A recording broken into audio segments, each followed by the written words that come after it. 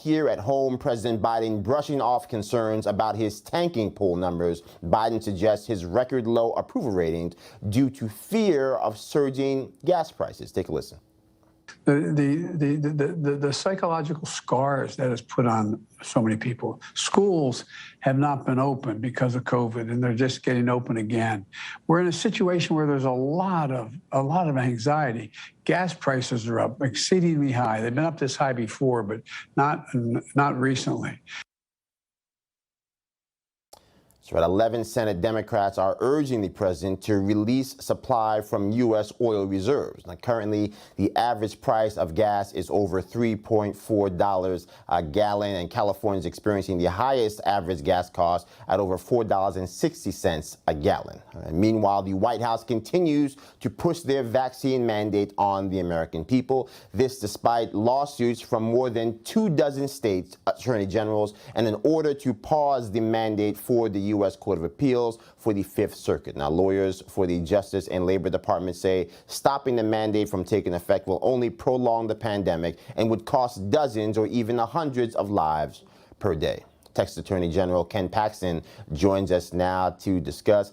Ken, thank you so much for joining us. Now, you look at what's happening here with these mandates. The White House says businesses should move towards the mandate despite the court-ordered pause. Here's actually what White House Deputy Press Secretary Karine Jean-Pierre said yesterday. People should not wait. They should continue to go move forward and make sure that they're getting their workplace vaccinated.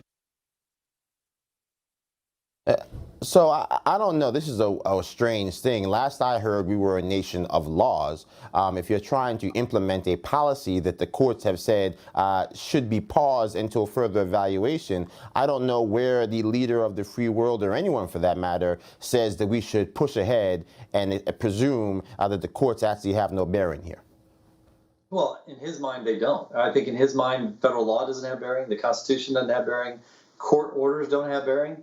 He does what he wants. And so I would urge businesses, don't listen to the president. He's bullying Americans. He's bullying businesses.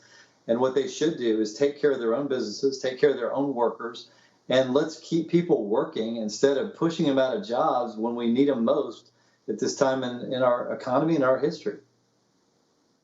Absolutely. Now, Harvard Law Professor Emeritus Alan Dershowitz, he predicted that the Biden vaccine mandate would be rejected by the courts. Take a listen. I want to get your reaction. This is a shortcut, and that is having the president do it alone. And I think the courts may say no. This is too serious a mandate to be done without legislative authority. I mean, I think to that point, you have to remember that there are no laws that have actually been passed. There are no votes that have been carried out in the halls of Congress. And so really, this is in many ways President Biden trying to rule America by fiat. How do we get more and more American people, beyond those who already see what's happening, to be clear about the fact that some laws or some decrees do not have the same standard that other things have? Yeah, I think by talking about it, I think what you're doing is great. I think Americans need to know this is not written down in any law. This is not, OSHA hasn't been given the authority by Congress, which is where that authority would have to come from. The president has not been given this authority. This is all made up edicts by a president who thinks this is the best way to rule a country. And, you know, if you are the monarch in a country, I guess it's good, but that's not how we've done it for over 200 years. And so I would really encourage Americans, do not go for this. I would encourage businesses, do not go for this. Stand up and say no to a government that's trying to dictate your health and dictate to you whether you can keep your job.